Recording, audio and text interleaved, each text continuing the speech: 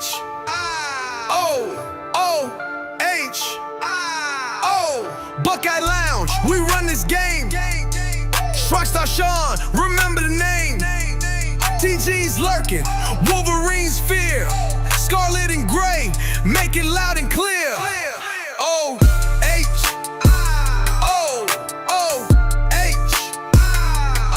TG and Shaun, bringing that smoke.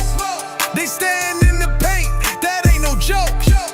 Tune in, turn up, let the show begin. The Buckeye Lounge, straight fire within.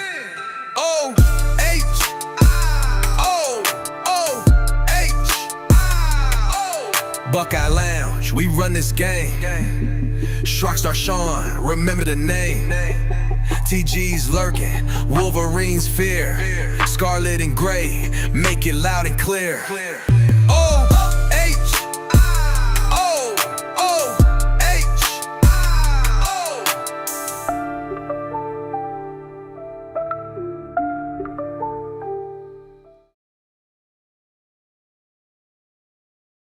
Ladies and gentlemen, boys and girls, Buckeye fans of all ages, the Ohio Podcast proudly brings to you the Buckeye Lounge.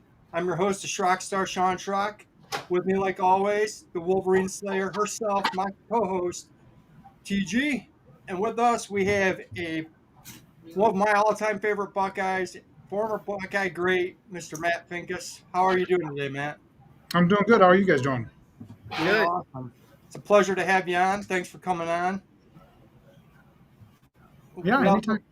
We'd also like to tell everybody the Buckeye Lounge and the Ohio Podcast is sponsored by mybookie.com. If you go on there and you put in the promo code Ohio, you will get a bonus, I believe, $500 free play. I believe that's what I believe that's so. Yeah, $500. Guys, please check that out. Matt, we'd like to talk a little bit about the years you played at Ohio State and how you became a Buckeye. There's a lot of younger fans on here, so we like to get the former players like you on here and just to kind of educate some of these younger fans that might not got to see you play. So what years were you there? Yeah, I was there 93 to 96, so still in the Cooper era for sure. But, started in 93 and went through. So the Rose Bowl in 97 was my last game. What a great game. A memorable game. How were you recruited by Ohio State? Was it early on, or did you have any other schools that you were really interested in, or was it always going to be Ohio State for you? It's funny. I started getting recruited through the wrestling program, actually. So I was here on an official visit with the wrestling program and at the, I think it was the Bowling Green game in 92. And was standing on the sidelines, and Bill Young, the defensive line coach at the time, came up to me and asked me, who I was and what I was doing there. And he thought I was a football recruit. I was like, no, I'm here with the wrestling team. And he said, well, do you play football? I'm like, yeah.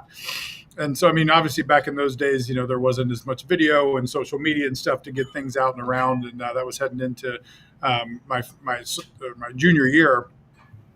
Heading into my senior year. And so, just not a whole lot of publicity. I had gotten phone calls and letters and stuff, but wasn't getting super heavily recruited. And then Bill showed up at my school the next week and watched the film, started getting pretty heavily recruited, and then word spread. And then obviously Notre Dame came into play, Michigan came into play, UCLA, Miami of Florida, and then a lot of the other schools came around, and it kind of accelerated the process there. And then I had to make the decision whether I was going to do football or wrestling at that point, and then ended up deciding to do going with the football program. And took an official visit to Notre Dame. Didn't really work out. It just didn't feel like a home. But came here and knew the Hoying family already. They were from St. Henry, which is pretty close to me, and knew Tom was the same age as me, and knew Bob. And so that kind of were my hosts on the visit, and met Luke. He was here at the time already as well, and just kind of felt like this was the place for me. So committed after that, and I was supposed to take an official visit to Michigan the next weekend and canceled that, which made them pretty angry about that. But yeah, the rest is kind of history. So ended up here and loved it. Did you and Luke ever wrestle? We did. So we wrestled in freestyle. Not he was a different division than me. He was Division two. I was Division 1 in high school, and we didn't hit the same tournaments at the same time. But we did freestyle. We were 2-2, so we never had the rubber match. But he was a beast. He was a beast and really tough. A lot more formidable in the collegiate and high school abilities, and freestyle was a little bit different game. I was a little quicker, so I think I took advantage of that a little bit more. But yeah, he was a beast back then. Still is. Now, being a wrestler, I've asked Tim Anderson this. Tim's came on and he was a state heavyweight champion. He said playing defensive line, it really helped him out. Do you feel that being a wrestler really helped you with your leverage? Yeah, I mean, I think wrestling is great for offensive and defensive linemen. I mean, it teaches you hand placement, it teaches you, hand fighting, it teaches you leverage, balance, all those things that you need inside. And being a little bit more undersized on the defensive line, as I was as well, really helped with being able to just hold your own in there against some of the bigger offensive tackles in the league. Awesome. How would you? Can you like paint a picture for us on what a day in the life of an Ohio State football player looked like in the 90s? Yeah, I mean, it's probably pretty similar to what it looks like today, except we actually, we had to be on campus and go to class. These guys today can just do everything, virtually. But I mean, yeah, I mean, it's and it's true for all student athletes, not just football players. I mean, when you play sports in college, I mean, you're dedicated to it, and you spend a lot of time doing it, and it's pretty much your life. So I mean, you wake up in the morning, you're either at classes or working out. You get your classes during the day at some point, and again, get your workouts or treatment in there. You show up, you're doing film, you got practice, you got to get back, watch film again, dinner, sometimes classes, sometimes tutoring sessions, stuff like that, and then sleep and then do it again. In the season, it's even more of a grind. But even in the off season, it's a lot. Your day is not not wanted for activity. I mean, you're always on the move, and they've always got you doing something. Who are some of the toughest leaders and or biggest personalities in the locker room? When I played, I mean, there was a lot of guys. I mean, it just depended on the years. We had a lot of great leaders that came through. I mean, Eddie was a very dynamic, vocal guy. Through that, Corey Stringer was that guy as well. Tim Walton, my freshman year, he was the senior defensive back for us. So the current, corner coach. Tim was a very vocal leader on the team. So Lorenzo Stiles, I mean, so who was our middle linebacker. So we had a lot of guys that really took ownership of that throughout the years. And so, it was a revolving door of great leadership and guys that really are devoted to the program. Could you maybe tell us a funny Corey Stringer story? Because you don't hear a lot. I mean, the guy was taken way before his time, and he would have been probably a Hall of Famer. There's a lot of good Corey Stringer stories. Some of them aren't safe to put out there in the public, but I mean, the one of them that always gets me, I just always think about this today, is so when we on Fridays for home games, we would go out to the golf course and have dinner, which they still do. Then we would there was a movie theater at Mill Run for anyone in Columbus. I mean, there was a movie theater there in Mill Run, kind of in between Hilliard and Upper Arlington. And they would take the team there to watch movies. And just like not block off the movie theater, but, we're sitting in there with families and normal people that bought tickets to the movies as well. So, I mean, it was just a weird way to do that. I just remember the one year we went and we saw Dumb and Dumber. And when the dude, I forget who it was. I mean, I think it was Jeff Bridges, when he throws that snowball and hits the lady in the face with the snowball, Corey laughed. I mean, Corey was literally laying in the aisle of the movie theater, just rolling, laughing. I mean, and there's families, and like I said, there's no place to bring your family to watch a bunch of football players watch a movie. But I mean, I just remember that scene, and he just lost it. It was hilarious. Oh man. What was it like having to go up against Corey Stringer and Orlando Pace? in practice. Yeah, I mean that's definitely prepared you for anything that you saw on any other Saturday. So I mean, going up against those guys in practice, whether it's just doing inside drill or team or your one-on-one pass rush stuff. I mean, you were going up against the best that there was in the country. I mean, and you did that every day, and we did a lot of that. In the preseason, we do it kind of throughout the season as well. Once or twice a week, we'd still go ones-on-ones and get that experience in. But I mean, it made you so much better.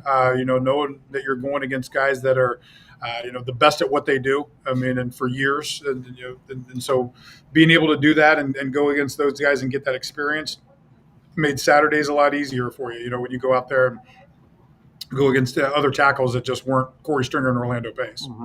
Mm-hmm. No, Shaun, go ahead. I was looking at something real quick. Now, you and Mike Vrabel together were probably the most dynamic two ends to ever play with each other. I mean, we've had the Bosa brothers, Chase Young, but you two playing together were dynamic. I mean, you guys were like the Legion of Doom out there, both of you guys. Did you prefer one side to the other, or did you guys switch a lot, or how did that? Yeah, we switched all the time. So I mean, we flopped quite a bit. I was more the weak side end. He was more of the strong side. But we switched constantly.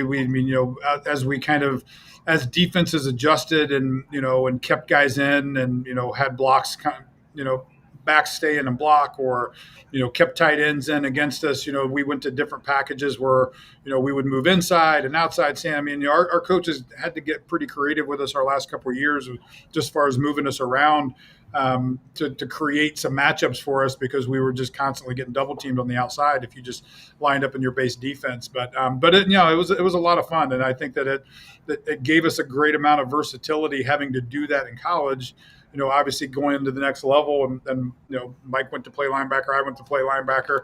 It gave you that versatility of being able to have some of that experience and moving around. But yeah, I mean, we had to, our sophomore year, we were, pretty vanilla and we just lined up and played. And I think I ended up with 11 or 12 sacks and so did Mike. I mean, we were right there. And so, that next year we noticed about 3 or 4 games in that teams were really adjusting and doing a lot of things to stop us. And so our coaching staff had to do different things to be able to create matchups for us.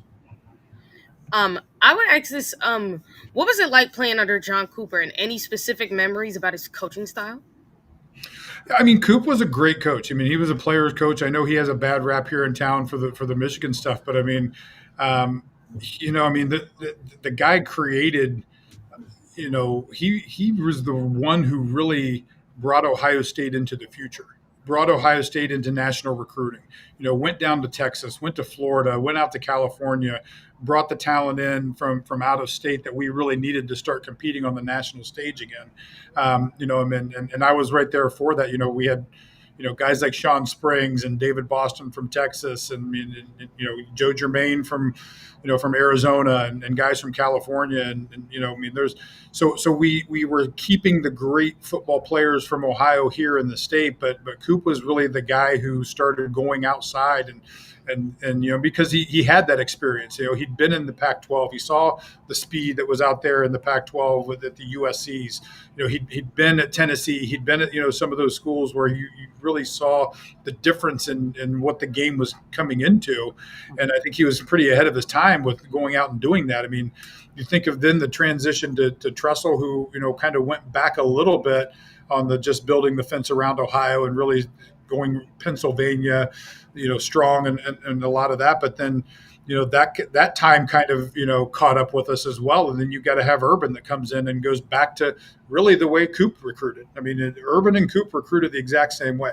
They went out and got the best players in the country, regardless of where they were at, and brought them here and told them, we're going to get you to the next level. We're going to get you in the NFL. And I think there's a lot of similarities in the way that they recruited.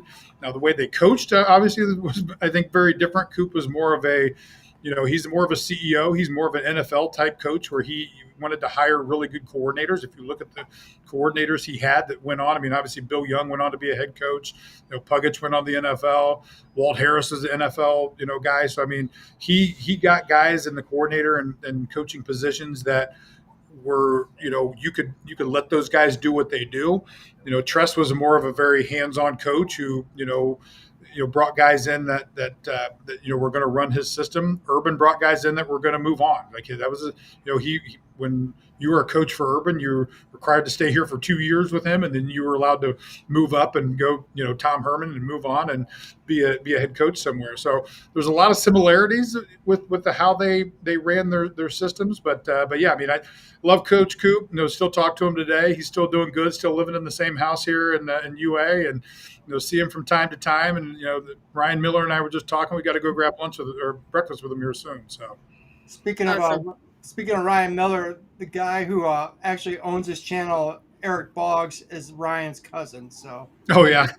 Yeah. Do you have any funny Ryan Miller stories? I know Eric's watching. We'd love to hear it. Oh yeah. And then after you answer that, we got like 2 questions from our chat too. That. Yeah, I mean, obviously Ryan's a great guy. I mean, had a lot of fun with him back in the day, and we were got into a little bit of trouble here and there, but it was all in good fun. But yeah, Ryan's a great guy, still is today. He's the guy that can be the mayor of this town someday. All right. Our first question comes from our producer. Shout out to Buck Vader, who asks, "Did you and Vabel play off each other?" Yeah, I mean, I think that there was definitely always kind of competition, and and whether it was in practice or whether it was in games or whatever it was. I mean, we pushed each other a lot. I mean, and I think that was true of a lot of guys on our team. And if you look at especially kind of our junior and senior year, that group, we were, I think there was like 7 or 8 of us that had been there for a couple of years already. So all of us kind of pushed each other, whether it was in summer conditioning or in practices and stuff to be better. But Mike and I think learned a lot from each other as well. He and I, we sat in there and watched film together a ton. I mean, and and when you have that kind of communication, and then when you get into games and you can, have that knowledge that you can pass back and forth, especially like down and distance stuff, or thinking things are going to go one way or another. I mean, and you can kind of communicate with that guy after you've been, I mean, he and I played opposite each other for 3 straight years. So, I mean, once you get into that kind of familiarity, and again, with Luke in the middle as well, you're able to communicate that, and just makes you better. Yeah, I mean, Shaun, go ahead. I do believe your class, when you guys left, you guys were the winningest class. We were, I think, yeah. We had, I think, my sophomore year, I know we lost 3 games, but then I think we had 1 my freshman year, and maybe two my junior year, and 1 my senior year. So we racked up quite a few back in those days. Yeah. Oh, that's amazing. This is our guy Tyler. My bad. My guy Tyler. He asked, Matt, I have a question. If you helped coach this defense, what would you teach current Buckeyes on the defensive line? It's funny. I was out of practice a little bit in camp and just talking with these guys, and with this group and just kind of the experience level that they have. I think you finally kind of started to see it here this game against OU, where they started to really settle in and just be aggressive and play.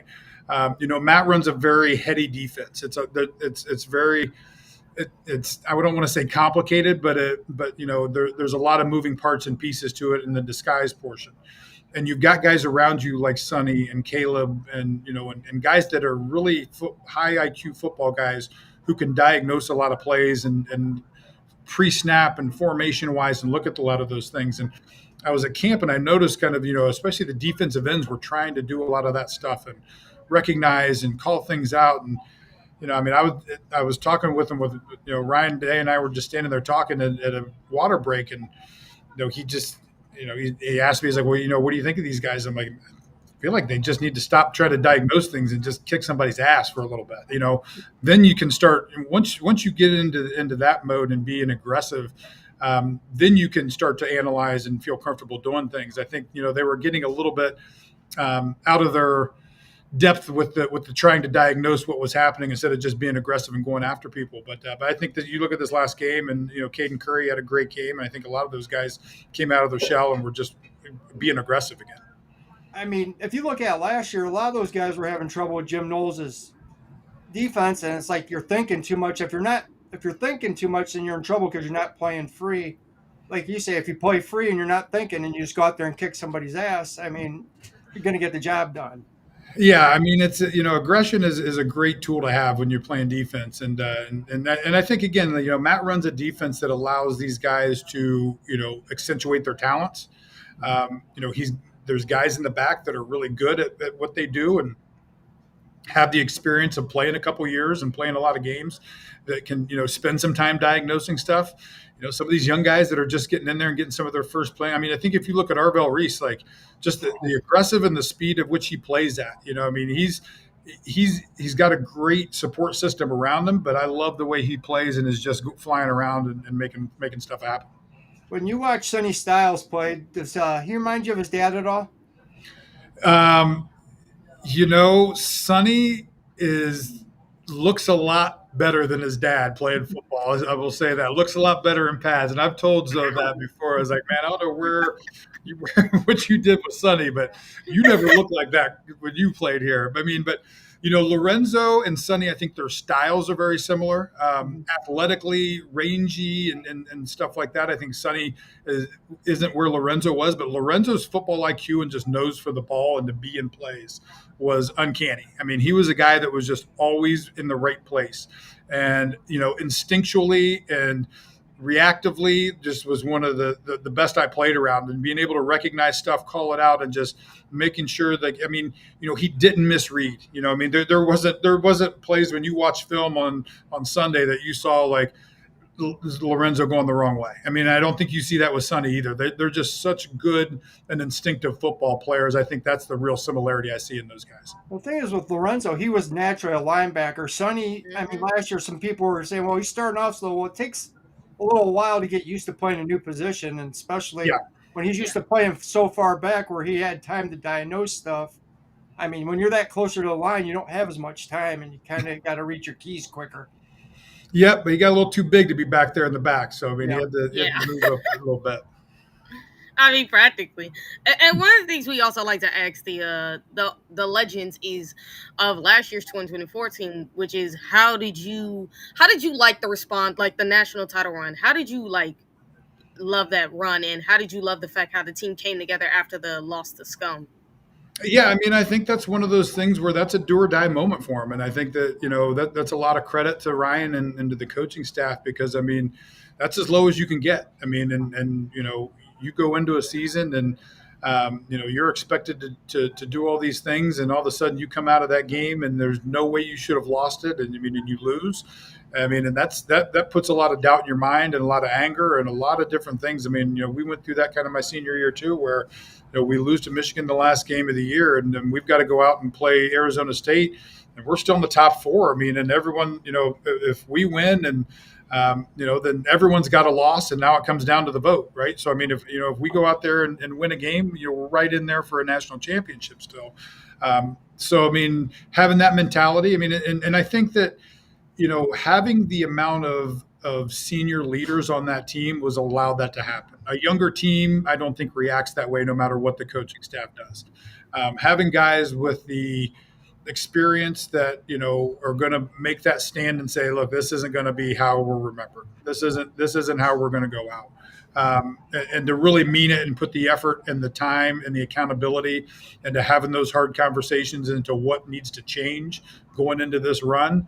I mean, it was a different team. It was night and day. It was night and day from anything that you saw. The team that stepped on the field against Tennessee and against Oregon and against Texas and against Notre Dame, that was a different team than we saw all year long. I mean, and as good as they played at times all year long, that team that showed up in the playoffs was better.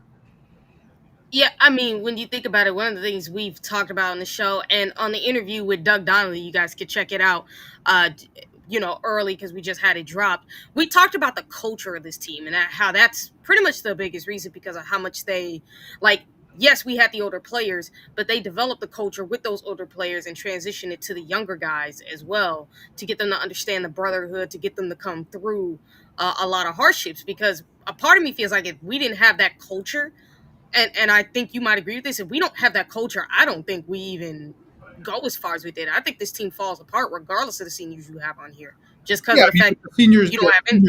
the seniors make the culture. Right, they're the Yeah, leaders. They're the ones that made the culture what it is.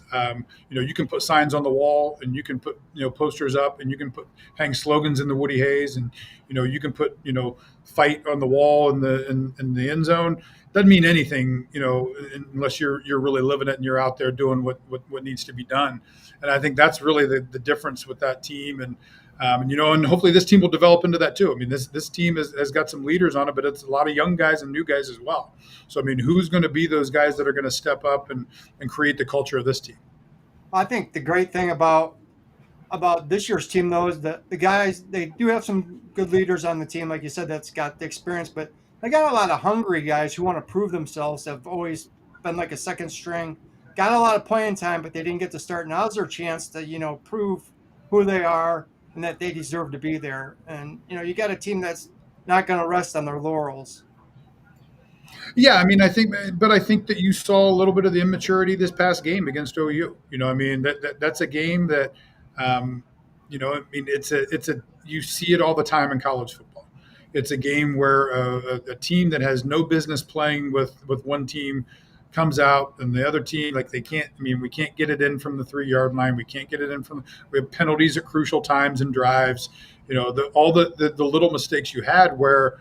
I was talking with some people. I'm like, someone asked me, like, what do you think? I'm like, I mean, in my day, in those kind of games, if we weren't done by halftime, we were pissed. Like, I mean, that was our goal. Like, we don't want to play in the second half. And that's how we went out and played in the first half, because we knew our coaches and our fellow players and stuff had that same mentality. Whereas, younger players and younger guys don't think that way. I mean, and OU is a good football team, but they have no business stopping Ohio State 3 times in the red zone. I mean, they just don't. And so, I mean, I think that maybe that's a little bit of a wake-up call, and Ryan and those guys are using that this week to show, hey, we're not where we are yet. I mean, where we need to be, and this is a prime example of it right here. So hopefully this is one of those growing and learning things for them. I think it is, and more importantly, I think when you go back and look at how they got stopped in the red zone, I don't think Ohio, and I think this is one of the biggest things that helped Ohio State in the red zone last year, was the quarterback running ability.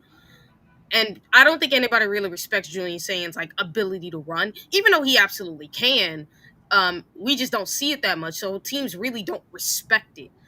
So I think one of the things that could help the red zone could be him being able to would be able to show off like some quarterback running, doing that every so often in the red zone. But also I will say Julian did kind of misread the field at times in the red zone because he missed some wide open players. Like I've seen Brandon Ennis in the red zone like twice open and he missed them. And it's the same with CJ Donaldson on the first drive where he was wide open for a touchdown and somehow Sam just missed him. So I think it's all about like when he has plays like that, he needs to learn how to read it better in that regard as well. Because he did have players open, he just missed them. Yeah, I mean, and sometimes that's the third, fourth read, and that guy's open, and you don't get to that progression, and that's just the way it is. I mean, but I think more than that, I think you saw the Lincoln Kienholz package where he came in and got the first down, but I mean, sometimes as a coach too, you got to challenge your guys. I mean, it's like, okay, let's get, we went for it on fourth down the first time, we got stopped. We got stopped the second time. Let's get 3 points on the board, so at least we've scored. If I'm a coach, I'm challenging my team like that next time. Like, no, we're not coming off the field again. Like, this is, I mean, quarterback run or not, we need to get we need to get 5 yards, and we got the offensive line and the running backs that are supposed to do it. Go out there and get it done, or run the play action, and get things done that need to be done. So I think, again, I think it's going to be a teachable moment for them going into the next part of the season here, and hopefully they learn from it and just come out better. Honestly, I hope they put in the Lincoln Keyholes packages because that package is like. Because think about it, it's not only just his running ability, but also his ability to pass. Because people might not respect his ability to pass. I've seen him like, no, the dude can pass. It's just that, like, saying his accuracy is like CJ Stroud level good, and you can't match that. I'm sorry. Like when you got that level of accuracy, you're like, I'm gonna take that. I love you, Lincoln, but I'm gonna take the accuracy, even though he himself is accurate. So I think they could put in some packages and do some different things. But again, I think he just has to read the red zone better because it's like he can read the field fine. It's just that when you get into those smaller spaces, he's got to be able to read those better, in my opinion. Do you think a lot of that will come with this experience too there, Matt? Just him having to, sometimes he's not seeing stuff that he's never seen before. Yeah, for sure. I mean, it's his third game starting, I mean, so, I mean, it's a learning progression and, you've got to be able to, it's part of it's pre-snap, part of it's post-snap, I mean, what changed, where did your eyes go and what did you see pre-game what did you see once the ball was snapped and what was the decision? So, I mean, they'll go back in, they'll review that film, they'll see that, and they'll go in and make the corrections and again, it's repetition and study. Once you get it down and once you start looking at it again, next time you see that look or the next time you see that same situation, it'll be different. I'd like to ask you, watching the first couple of games, it seems like the defensive ends aren't getting the pass rush like a lot of people would like to see. Is there anything that you're seeing that they need to do better? What hand placement, their moves? What do you think would? Yeah, I mean, I think it's pass rush a lot of times is just I mean, it's a lot of just want to. I mean, it's a lot of just, coming out and I mean, everyone's got the technique. I mean, Larry's a great technician. He teaches great technique. He's done it for, 30 plus years. I think it's sometimes just getting the confidence and getting your ears pinned back and just making it happen and setting the guy up and working through your progressions of things. And, I mean, pass rushing it's not the same every time. And you do something, 2 plays ahead that sets up the one 2 plays down the line. So, I mean, it's a big game and, these guys are again, Caden Curry's and Jackson both, got some playing time, but this is the first time that they're really getting in there. I think that's why you see Bo Atkinson, kind of doing a little bit better right now because he's got some more in-game experience than those guys. But, again, it's the same thing. With repetition, it's going to help. And, when you're in practice and you're doing pass rush, it's totally different than being in a game and working against a guy. I mean, it's, pass rush, especially on the edge, it's almost like a pitcher and a hitter. I mean, and it's a sequence and everything that you do, either guy, the way the tackle sets and the way he places his hands or whether he jumps you or whether he oversets, the way he does that is to set up, the next thing that he's going to do. And it's the same for a defensive end. If you come off, if you try to come inside, different things that you do are going to set up the next thing that you do. So, I mean, it's just getting those guys some reps and experience in that. Did you have a favorite move? I'm sorry, TJ. No, I was about to say, I think it's also because of the fact that if you look at some of the quarterbacks we've gone up against, the mobility factor also happens to be a thing. Because remember, Shaun, remember that running mobile quarterbacks happened to be the biggest weakness of our defense last year because we had trouble stopping them. And we kind of see it in fastest in this game against Ohio where the running quarterback kind of gave us some problems.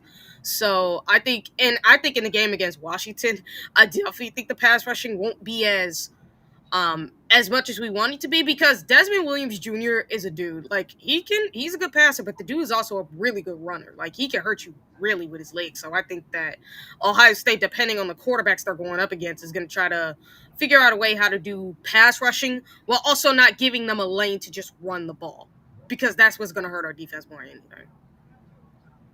Yeah, I mean, I think that you set your defensive game plan against what's going to hurt you the most. I mean, you might have a mobile quarterback who can scramble here and there, and maybe he's kind of like an Arch Manning, but Arch is going to try to throw first. He's not trying to run the ball right out the gate. I mean, he's not Lamar Jackson. He's not those guys. He's not Terrell Pryor.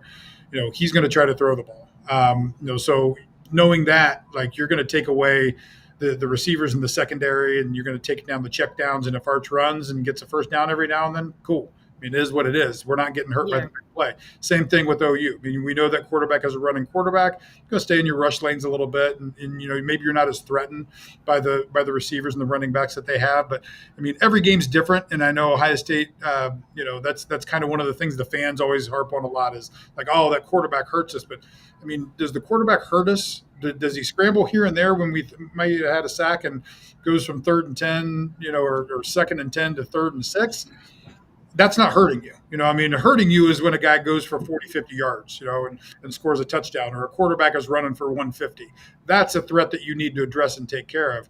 If I'm a defensive coach, I'm taking away the biggest threats on the field. And most of the times, that's going to be a dynamic receiver. That's going to be your running game. That's going to be those things. If you get hit with a couple quarterback scrambles here and there, that's what it is. I mean, if you watch that game, I mean, Arvell Reese was spying him the entire time. we had Arvell Reese Yeah. sitting there most of the time, and so he wasn't going to run. So again, if you have a quarterback and that's what you want to take away, you put a spy on him. You let your 4 guys rush freely and don't worry about losing contain because you've got Arvell Reese who can run them down on the outside.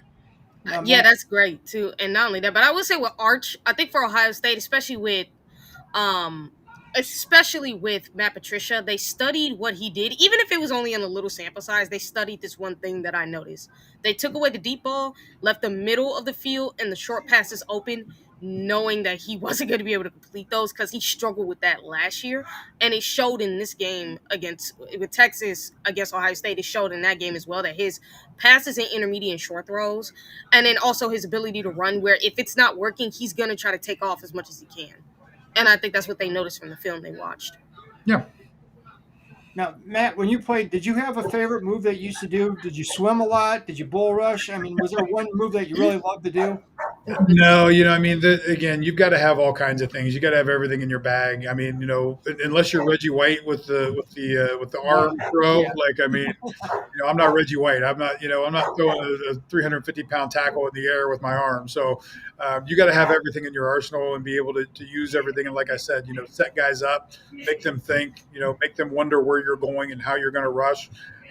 We did a lot of games on the inside too. Like I said, my junior and senior year, we moved around where we're coming from a 5 technique and a 9 or a 3 and just moving around and just doing different things to get different matchups.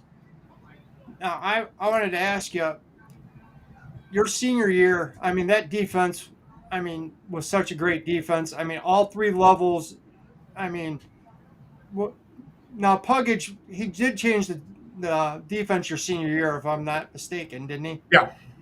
Now, did you like playing that defense better than what you were playing before? Because was it more of a cover 2 that you guys were playing? And We played more of a shell 2 with some different blitzes, a lot of just kind of stunting and field blitzes before with Bill Young. He was more of a just a 2 front guy. Puggett was more of we had the guys to do it. We had Shaun Springs, we had Ty Howard, and we had Antoine Winfield as our nickel. yeah.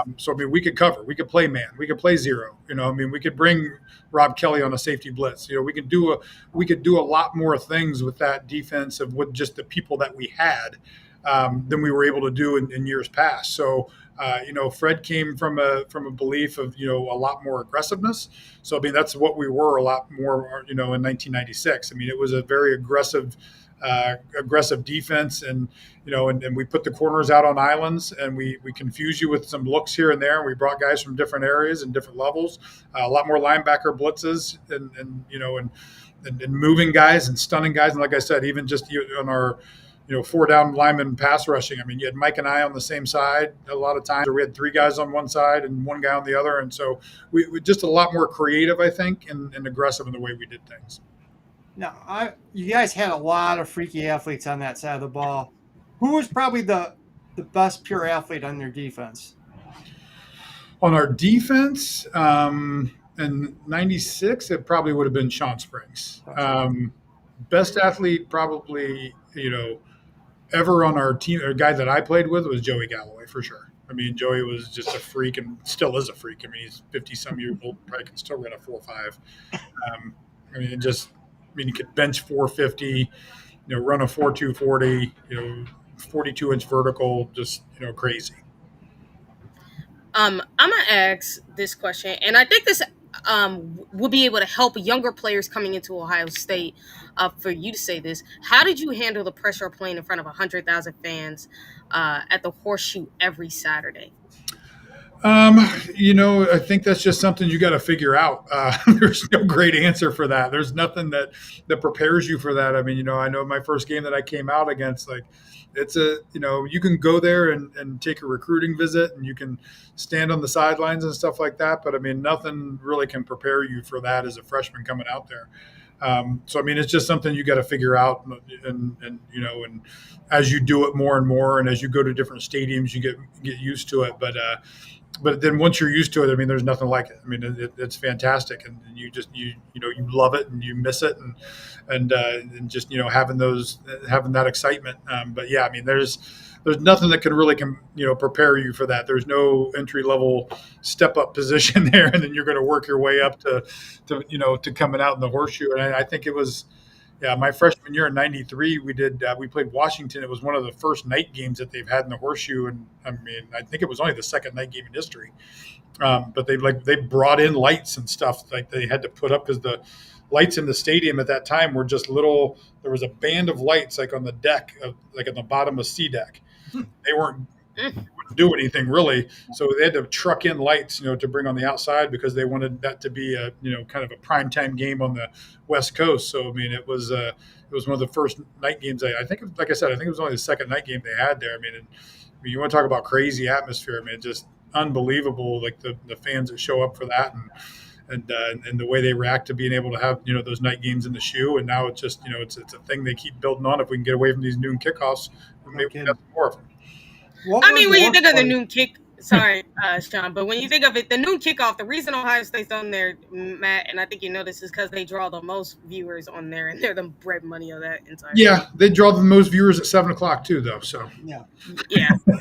Well, they're the backbone of what makes that deal for Fox work. So I'm just saying.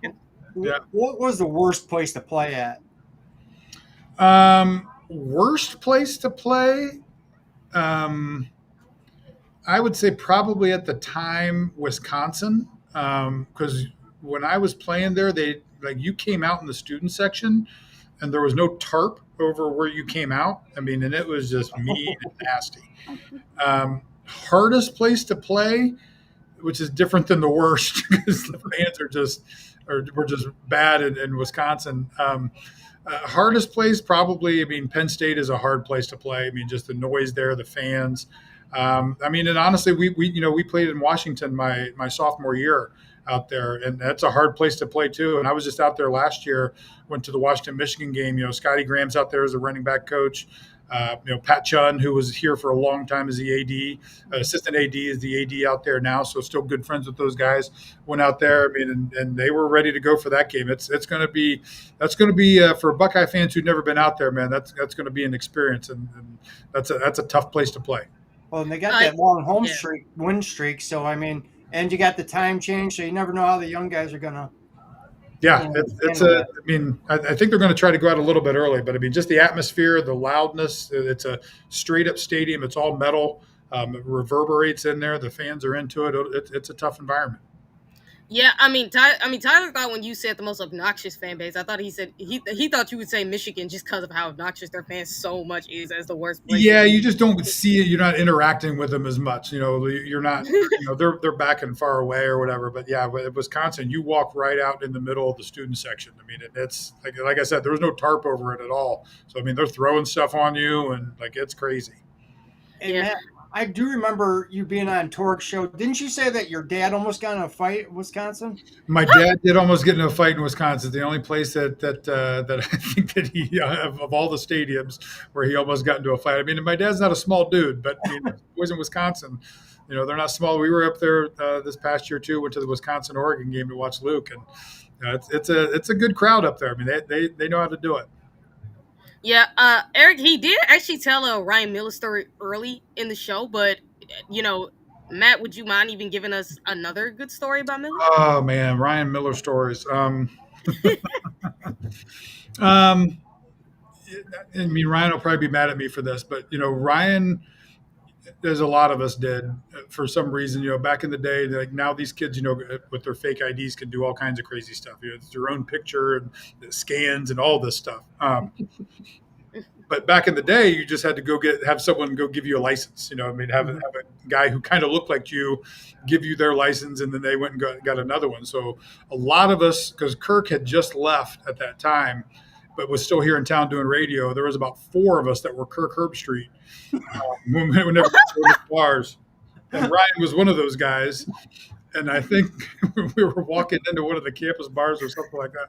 I think the guy stopped Ryan. He's like, "You're the third Kirk Herbstreit that's been here tonight." So That's awesome. Still let him in, though. Still let him in. It was fine. Yeah. Well, what would you say is your biggest moment as a player at Ohio State? Would it be the Indiana game, your senior Um, year, taking that no, touchdown? I mean, I think the Rose Bowl. The Indiana game was a great, individual play and stuff like that. But going out with a win at the Rose Bowl the way we did, you know, ending with us on the field as well, with the defense on the field, making a play, making the stop it there. So I mean, I think that's probably my favorite game for sure. Um, Mika has a question for you, which is there any current player that reminds you of yourself? Um, I mean, Caden Curry's wearing 92. He looked pretty good. And, my fiance was pretty excited for him. She kept telling me he was doing really good. Uh, like I said, I've got a lot of expectations for him, probably just because he's wearing the number. So I want to see him do, some good things. I think this last game he did play really well. It's funny. I got to meet Jack Sawyer a couple of times last year, and heading up to that and talking with him. And his dad knew a couple of us from kind of back in the day, and I talking with Jack, I feel like he was a guy that was kind of cut from the same cloth as some of us older guys. The way he handled himself at practice and games, just the leadership that he had with him. And so, I think that was definitely a guy that could have played with us back in the 90s. But yeah, I mean, there's a lot of these guys. I mean, it's a different day and age, but we'd have to teach them how to tackle different, because we tackled different back then. We'd all been thrown out of games at this point. Yeah, especially your secondary. David Moore wouldn't have lasted. No. It's funny. It's like I kind of love the whole thing about Ohio State players and look at how they're killing the NFL. I mean, as Mr. Nuts mentioned, and Shaun, you and I talked about this, Sawyer got a sack last week in his first game. So, how impressive is it to see the Ohio State players doing as well as they've been in the NFL? Yeah, I mean, I think that's always great, and something you love to see is guys just living out their dreams, doing well at the next level. Getting that chance to make a play and to be out there and to just keep keeping the dream alive for a little bit longer. I mean, it all ends for us eventually. Some after a couple of years, some after some in college, some in high school. Some get to play a little bit in the NFL. But for everybody, it ends, and you want to ride it out as long as you can. Yeah, I mean, for a lot of y'all might want to watch the Houston Texans versus the Tampa Bay Buccaneers, just because you had CJ and Emeka on that team, and that was an outstanding game. Y'all should have seen play. I'm telling you, that was phenomenal. And I think and Ibuka had another great game, and CJ played a really good game too. I just feel bad for him and the Texans going 0-2. Ooh, that sucks. It's rough. Matt, I'd like to ask you a question, because you guys kind of had to deal with it back in your day. Like last year, they had. You had a very veteran team, and you had this phenomenal freshman coming in who was a generational player, getting all this hype, getting all this publicity. That kind of happened your senior year when you had Andy Katzenmoyer coming in.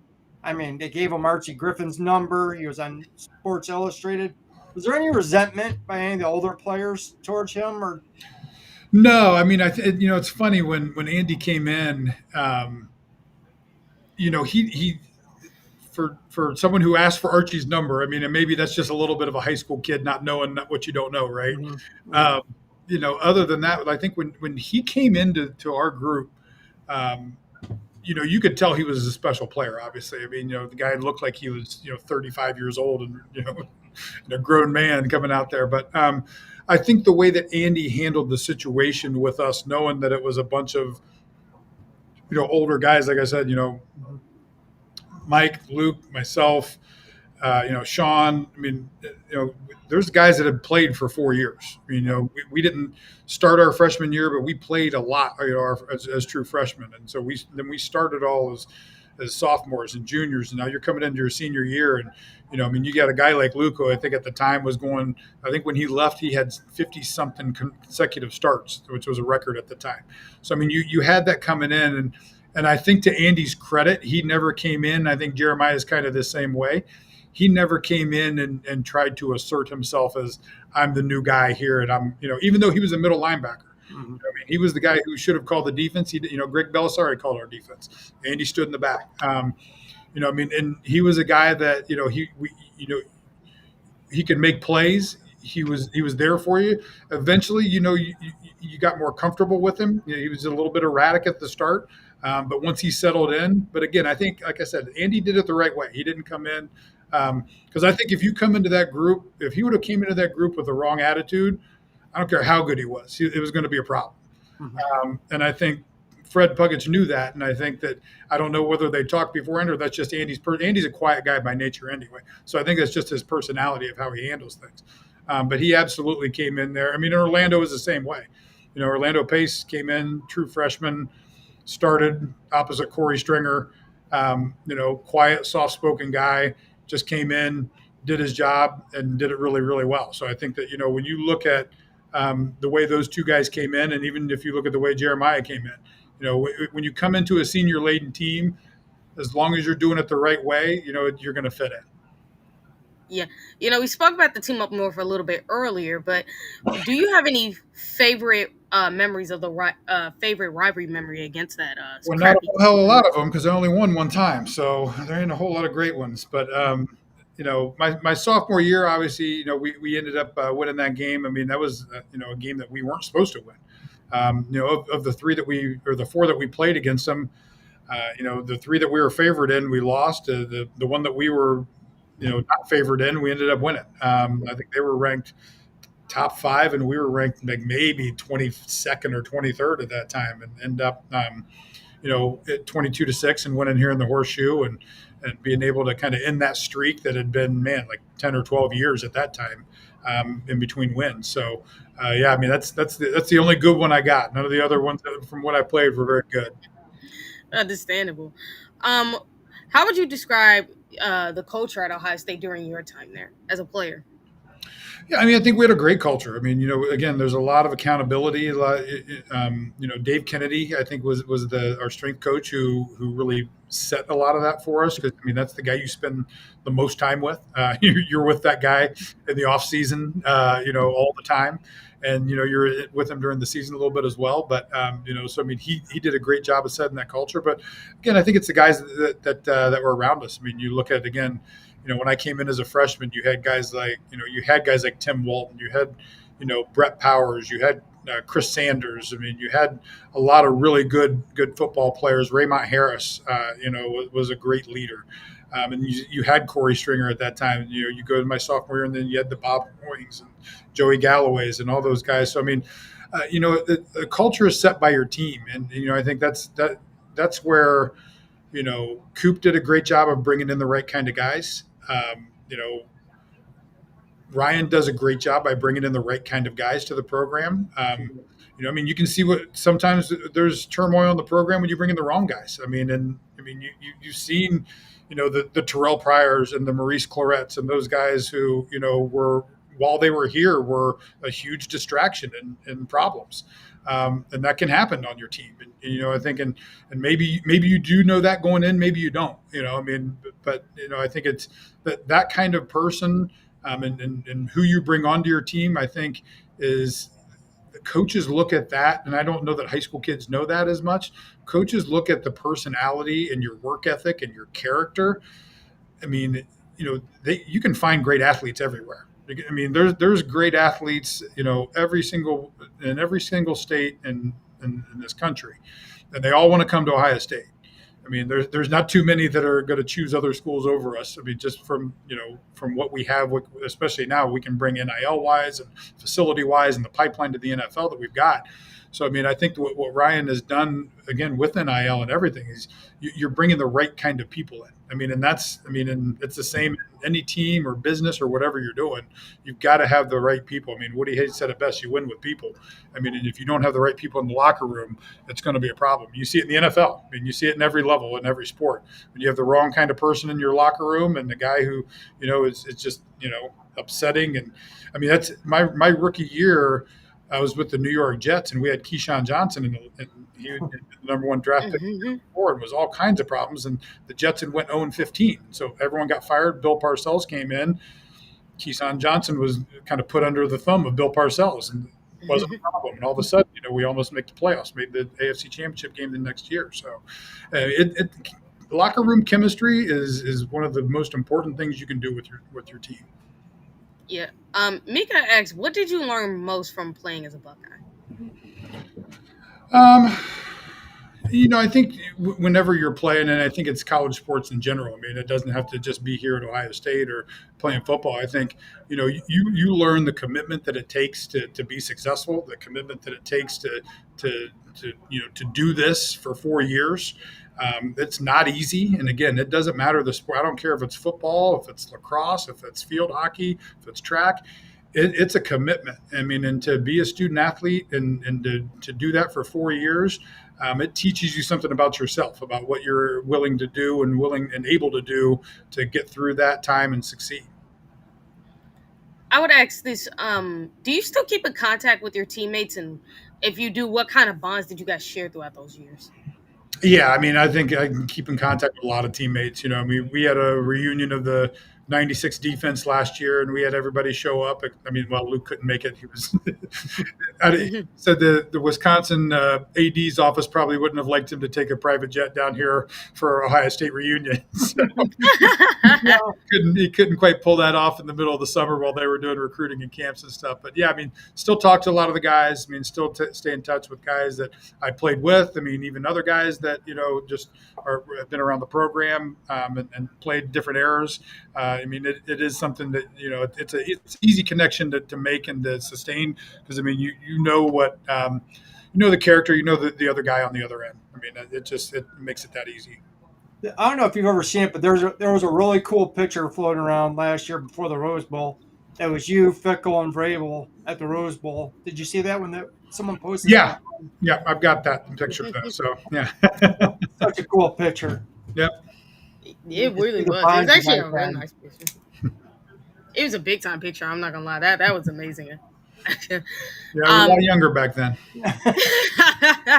After your playing career, how did you adjust to life outside of football?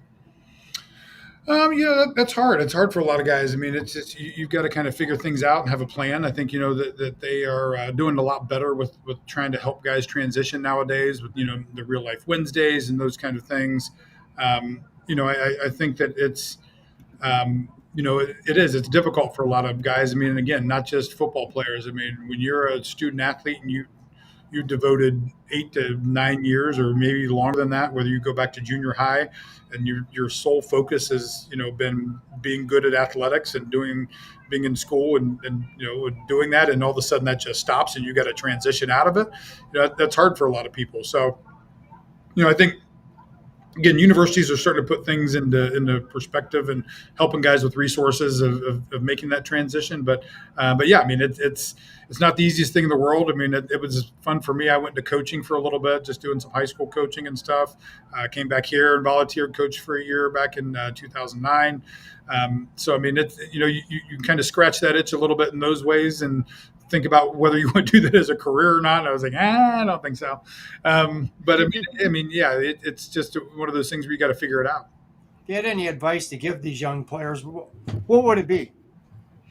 Yeah, when I was coaching in high school, and we had some pretty good teams. We had a lot of guys that we were sending to Division I programs.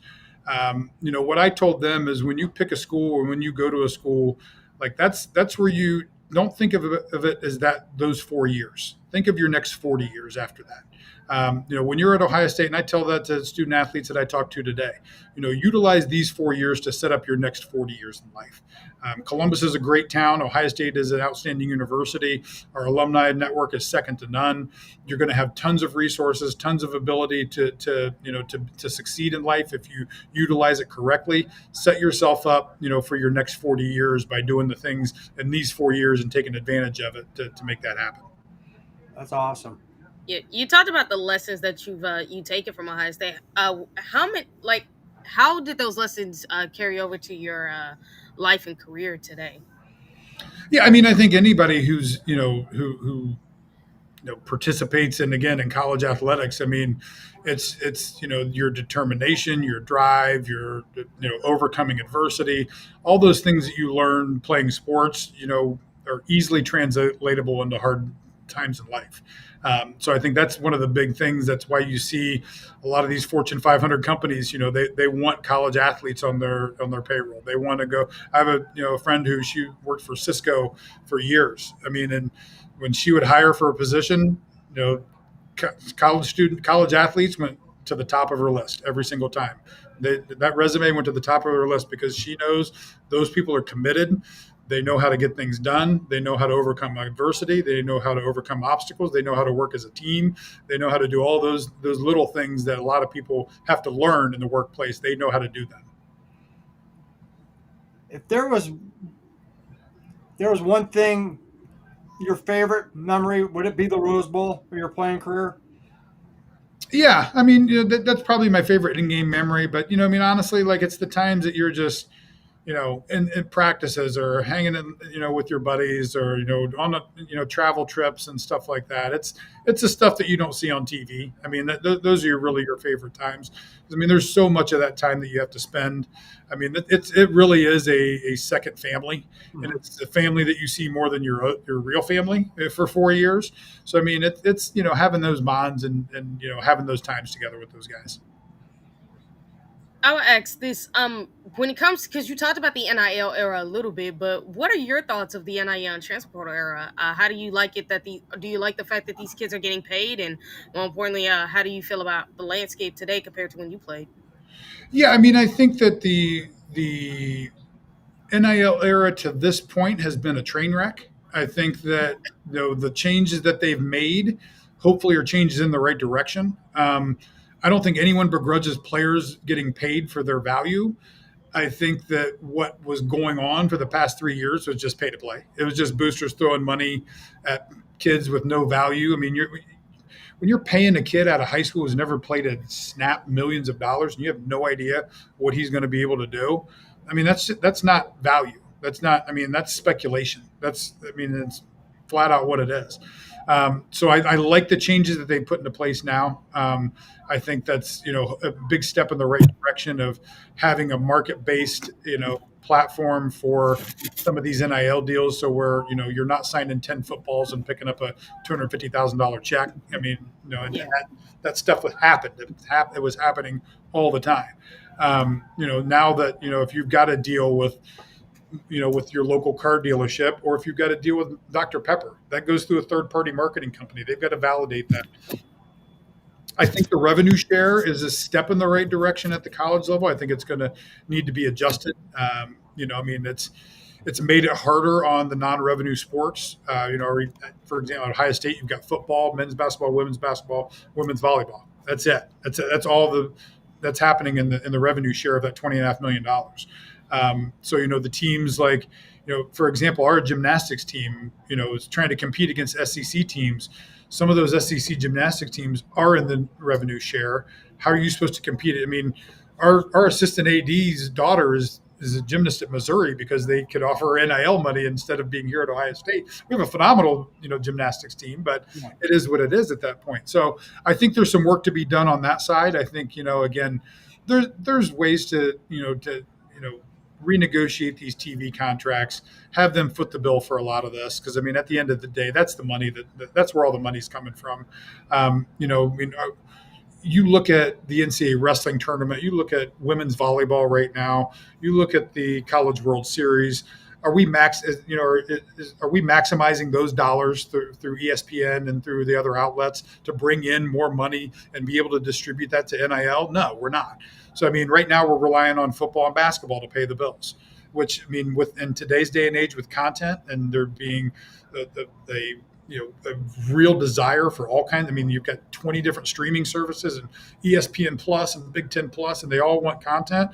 Okay, fine. You need to pay us for that content. And then we can monetize that, and then we can give it to the wrestling team. We can give it to the gymnastics team. We can give it to the women's volleyball. So, I mean, there's a lot that needs to happen, I think, still within NIL. I think it needs to be regulated across the board. I know there's some legislation in Congress. I wrote an op-ed in the Washington Post a couple of months ago kind of about that and what needs to happen, and hopefully they'll take up some of that legislation. So it is. And I'm not a government guy. Like, I don't want them involved in a lot of stuff. But I think you got to set some boundaries and set a level playing field if we're going to have collegiate athletics. How do you feel about the playoff format? If there was anything to change, how would you change it? I would have done a 18 playoff, not 12.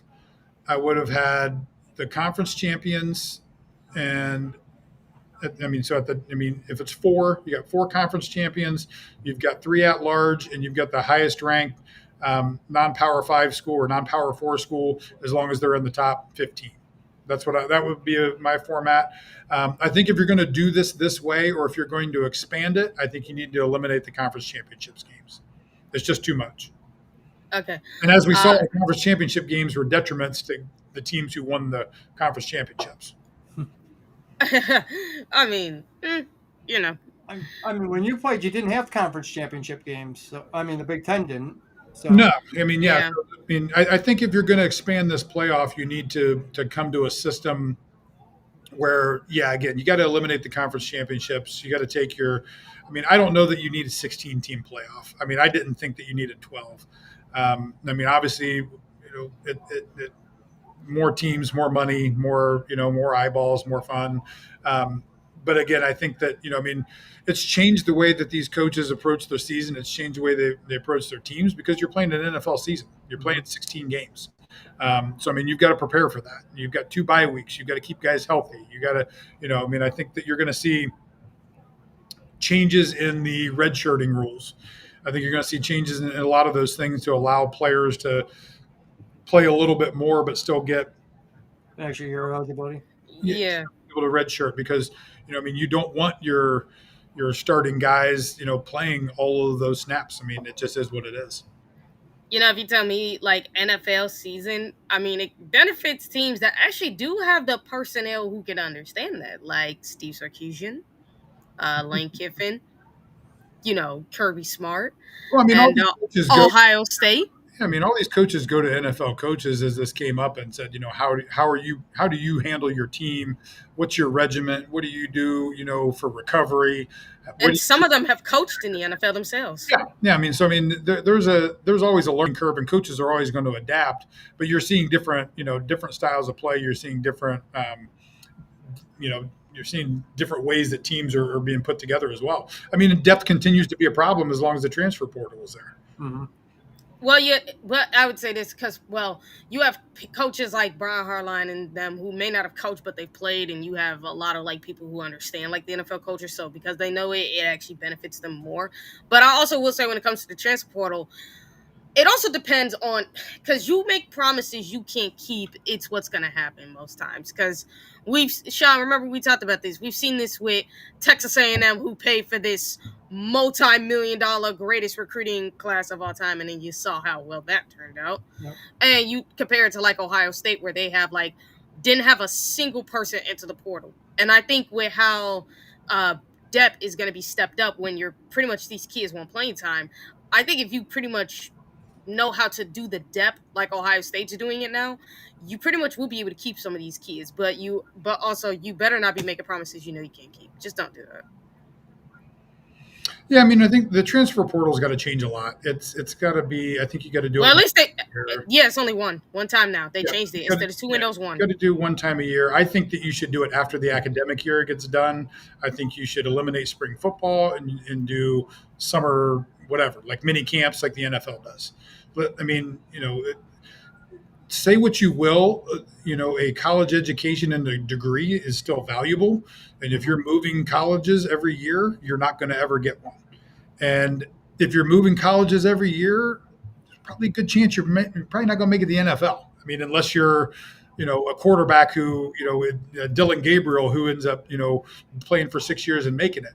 Most guys, if you look at the transfer portal, most guys who are bouncing around every year, they're doing it because they're not getting playing time, so they're not making the NFL. Well, now you're not getting an education either. So now you've not made it to the NFL. Now you don't have your college degree because you've been to 4 schools in the last 4 years and your credits don't transfer. Now what are you going to do? So, there's a lot of – there's positives with the transfer portal because it lets kids get into situations that may be better for them. But there's negatives in – I don't think these kids a lot of times are making great decisions. I would say it's probably 60-40 negative on the transfer portal of kids making decisions that end up being worse for them rather than sticking with the team 2 or 3 years, maybe your senior year going somewhere else and transferring or whatever, but giving yourself a chance to develop. Especially when you're again, you look at what Lincoln Keenholz is doing here. I mean, he's here. He's learning from one of the best quarterback coaches in the country. And whether he ends up being a starter or whether next year he goes and takes his senior year and goes and starts somewhere else, the the value of sitting in that quarterback room with a Chip Kelly and now with a Ryan Day versus going to Illinois State and starting and playing for a quarter. And I don't even know who Illinois State's quarterback coach is, but let's just say it's, some 25-year-old or 30-year-old kid who, just was a quality control guy and got this job, and you're not developing it that way. So I think that the maturity level with these kids and the advice that they're getting a lot of times as well is hurting them more than it's helping them with the transfer portal. I would like to see one transfer portal move for free. Like that's your one. You can move once, with no consequences, play immediately. If you move again, then you have to be at a school maybe for 2 years before you can move again. You got to have some kind of continuity and development as a person, as a player in life before you just keep bouncing. I mean, I've got a good friend who, we played against each other in high school, and his son's at his third school, and I'm like, "What are you doing?" He's like, "He just play." I'm like, I mean, maybe he's not going to play. Yeah.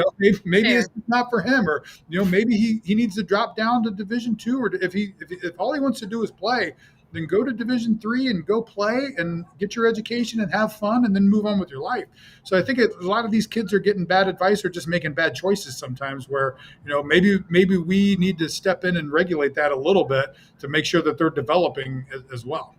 I mean, if you look, Ohio State's had some guys that had to sit 2 or 3 years before they actually got to play, and they developed and they became great players and still went to the NFL. Yeah. Yeah, I mean, there's a lot of those guys. Yeah. I mean, that used to be the norm. That used to be what you did. You played maybe as some special teams and some situational stuff as a freshman.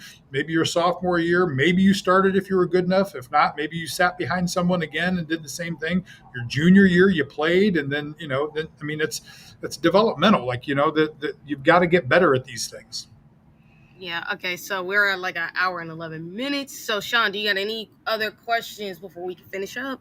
Well, I'd like to thank you, Matt. And I don't know if you realize this, but there's a whole generation of us guys that are in our mid-40s. You and Mike, I mean, you guys influenced us, man. I mean, a lot of us I'm 46. I graduated in high school in 97, and I was a defensive end in school, and we used to watch your tapes all the time. So we all wanted to be like Mike and Matt.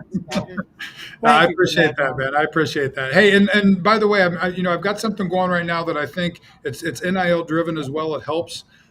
It's an app right now. Your viewers can go to Behind the O. You can find it in your app stores. You can download it. It's exclusive athlete content. We've got all kinds of different student athletes that are on there showing you what they do behind the scenes, getting ready for for games, traveling, being on the road, just what they're doing in their daily lives, as well as all the highlights and stuff. And we've got reporters on there. But yeah, if you guys get a chance, go check out Behind the O. Like I said, you can download it in your Apple or Google Play stores and check it out. And it's free for fans, and it generates NIL for athletes. So we donated a portion of our proceeds directly back to NIL for Ohio State and directly back to some of these student athletes. We've got some paid influencers on there that we're able to help out.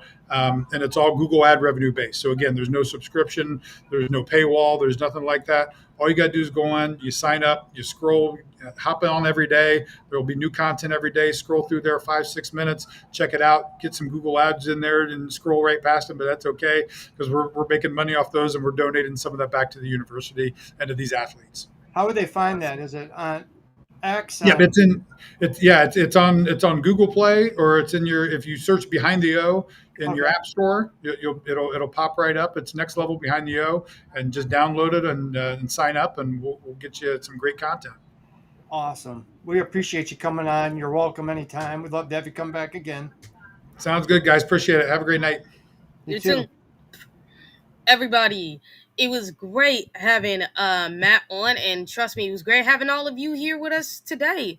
When you get the opportunity go ahead and check out some previous content that we had with the Doug Durley interview that we Donnelly got. I hate it when I do. Guys, if you want to know about Woody Hayes, go watch that interview. Oh my Yeah. gosh, the stories he was telling. I mean, it was fire. I mean, these The last two stories he nights, was telling was hilarious about Woody Hayes, especially when he punched that Clemson guy in the face. It was I hilarious. tell you what, the lounge has been on fire the last 2 days, man. Two of the best interviews we had, Matt and Doug, man. What awesome 2 days. I'd like to thank everybody that watched. Buck Vader, our producer, thank you. Eric, thanks for reposting the show on X. Same with Amber Holly. I saw you repost it, so thank you. Yes. Thank you to the people who are on Facebook as well. And guys, when you get the opportunity, make sure again when you get the opportunity, check out that interview. You guys are gonna love it. We have all kinds of great conversations. Like I said, like everybody who thought Urban was crazy, brother, Woody Hayes was something different. I'll tell He you was what. like, and you know what? I think like you can kind of see where Urban gets the crazy from. Well, I tell you what. Doug was telling us stories that a bunch of people have never heard before. Yeah. He played in that game, that Clemson game, where Woody punched that kid. So Yeah, I he talked was about there. it. He was on Yeah. the plane ride when Woody got fired. So I mean, he has the whole story. I mean, he was there, front and center, man. And what an awesome story that was. It was, trust me, you guys do not want to miss it. It was so entertaining, so hilarious. Me and Shaun were cracking up all the time. We are. All right, so guys, make sure that you like, share, subscribe, turn on those notifications so you never miss an episode. Thursday night, check out the Buckeye Ladies with myself and Mika Hanna. We are going to be pretty much talking all of college football. Of course, we have there's obviously no big news, and we'll be. And trust me, if you guys want to hear intelligent women talking about sports, talking about ball, go check out the Buckeye Ladies. Me and Mika, make sure you do it. No. And thank you, Eric.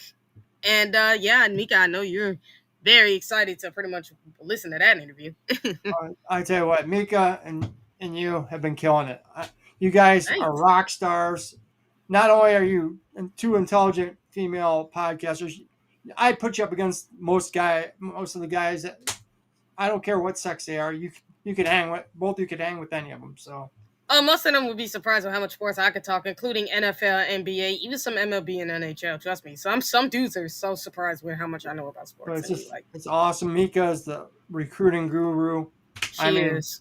She knows more about these recruits than some of these so-called experts. When she would ask questions about it, they would stall on the show so they could go and look up who she was talking about. Then they would come back and, oh yeah, this guy. A couple of them admitted to it behind closed doors. I'm not going to call anybody out by name. Yeah. But they would, she would ask questions on these shows about these certain recruits, and they didn't know who she was talking. They had no idea who she was talking about. So they're just like, oh yeah, they changed the subject, and one of them would go and look them up. Then they start talking stats. So she's got more knowledge than most of them hacks do. There's a couple good ones out there. I won't lie, but I mean, when it comes to recruiting, we got the queen of recruiting on the podcast. And she says, "Thank you, Shaun." Just speaking the truth. I mean, it's the facts. It's the facts. And again, guys, make sure you turn on the likes, share, notifications, subscribe, share with everybody that you know. Like, we got to shout out, everybody on YouTube, everybody on Fox, especially everybody on X for sharing the show. And we're going to end the show like we always do. OH. IO. Go Bucks. And scum still sucks. Peace. Peace, everybody. See you Thursday.